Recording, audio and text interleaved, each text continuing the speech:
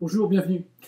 Tout va-t-il redevenir comme avant? Ça y est, la date du déconfinement a été annoncée. Les entreprises, les managers, les collaborateurs, les salariés peuvent commencer à se mettre en projection.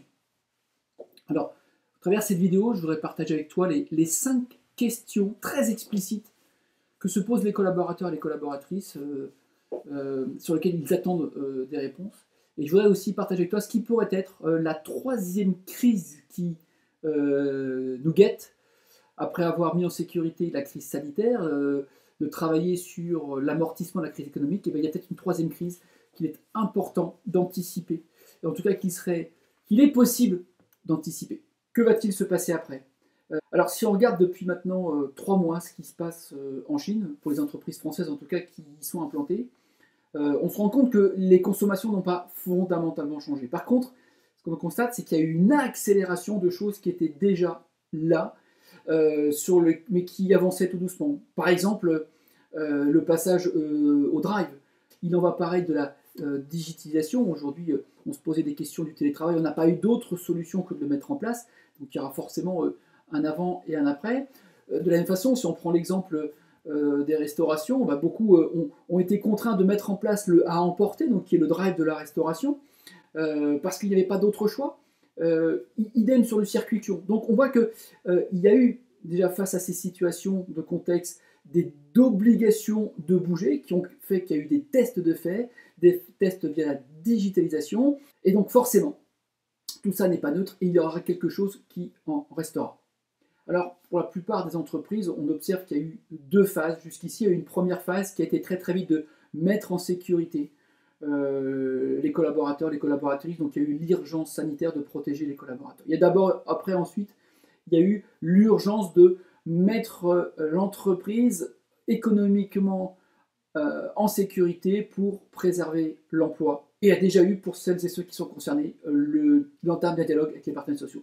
Et il y a une deuxième phase dans laquelle on est encore à peu près. Cette deuxième phase, elle consiste à progressivement remettre en route l'activité, de tester des nouveaux process, des nouvelles organisations, de commencer à faire reprendre le réflexe aux équipes, pour celles en tout cas qui sont en chômage partiel, en télétravail, pour vite remettre en place le commerce, vite remettre en place la relation avec les clients.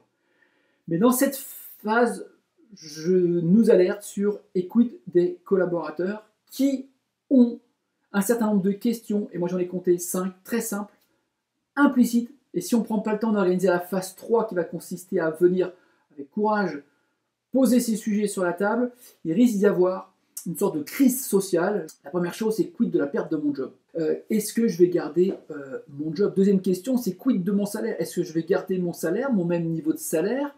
3, quid de mon métier? Est-ce qu'on va me demander de garder mon métier? Est-ce qu'on va me demander de faire de la polyvalence? 4, du coup, par rapport à mon métier, quels vont être mes projets? Et ou 5e, est-ce que je vais garder mon manager? Et où je vais garder mes amis de travail?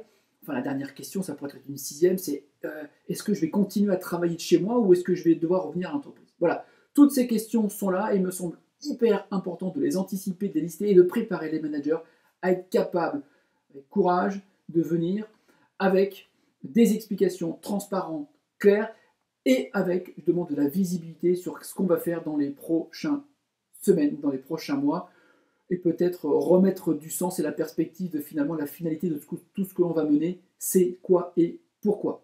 Donc attention à ne pas rater cette étape, parce qu'il va y avoir un véritable choc psychologique qui va de toute façon à un moment donné avoir lieu, et il va falloir le traiter. Alors, dans une prochaine vidéo, je reviendrai vers toi, et je te parlerai aussi des 3 attentes un peu plus implicites qui sont dans la tête de nos équipes que j'ai été sondées. En attendant, voilà, je te glisse juste en dessous le lien vers une conférence gratuite que j'organise très prochainement, au cours de laquelle je vais revenir sur tout ce sujet et surtout te dire un petit peu plus comment vous y prendre pour faire en sorte que le management soit là. Ne collaboratorisez pas des gens qui font du management, mais des vrais leaders en posture pour les emmener, entre guillemets, en confiance et en sécurité vers cet avenir. En attendant, moi je te dis bonne fin de journée, bonne fin de semaine, à bientôt.